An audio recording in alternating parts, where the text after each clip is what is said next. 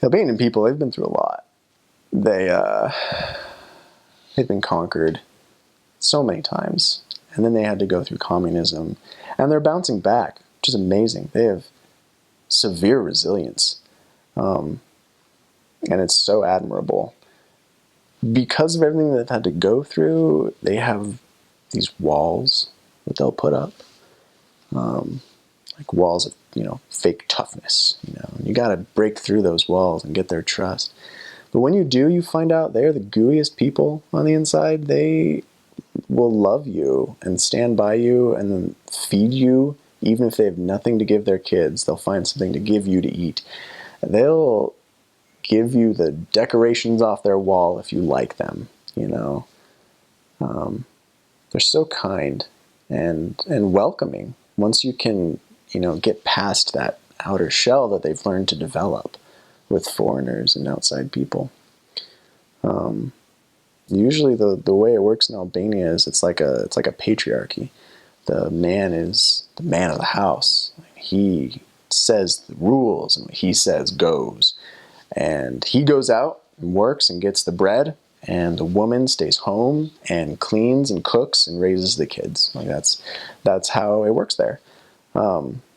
And when it comes to the kids, the sons are like little princes, and the girls learn at an early age that they need to marry a boy and rely on him and be, try and be well off according to them.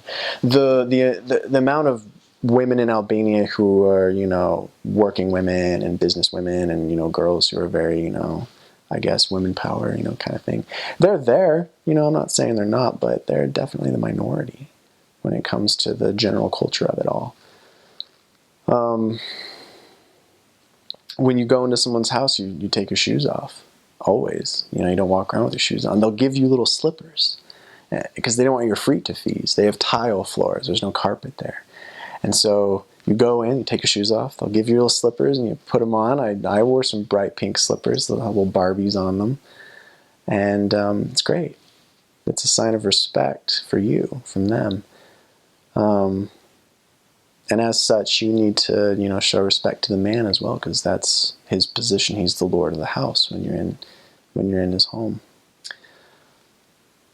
But the people, though they may be different, from you or me, or have different ideas, they really do have those same values that we have. The family is key to them. Loyalty to the family. Protect your own. Watch out for your neighbors. Be good to each other. That's really what they strive to be, and I think that's really respectable. So, as for like physical characteristics, olive skin, short, dark hair. To meet a naturally blonde Albanian is so rare. There are no redhead Albanians. If you get called to the mission, you're a redhead, they're going to touch your hair and they're going to be like, whoa, and you freak out at it, all black and dark brown. And the boys like to go like Jersey Shore style and, trim up the sides really short and get like the fake mohawk, and wear the chains. They love Jersey Shore style, look really tan. The girls do whatever they can to, flaunt, and they wear high heels everywhere and, get the attention of the boys. And the women, when they reach a certain age, they become nunas. They become grandmothers. They start to wear all black, when their husband passes away. And then they will live with their children and cook for them and clean and make clothes out of yarn. And they just become nunas. They become grandmas. And then when the men grow up and become grandpas, we call them jaji. And they'll get a big beard belly and, just chill and talk to you about communism. And you'll see them playing chess in the parks. And that's really when they get to chill and not work. They'll start to rely on their children to take care of them. And so it's not uncommon to see a whole family, 3 generations living in one house, the grandparents to the parents to their kids. You'll see a whole building, and family will live in that building. Like, oh, my sister lives right there, and my brother lives upstairs from us, and this and that, which makes teaching in Albania really cool, because You go for referrals, right? You start teaching someone, you ask them, hey, who do you know we can teach? They're like, oh, my sister, right next door.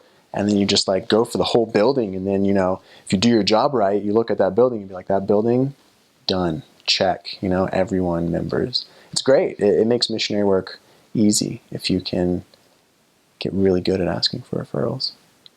So.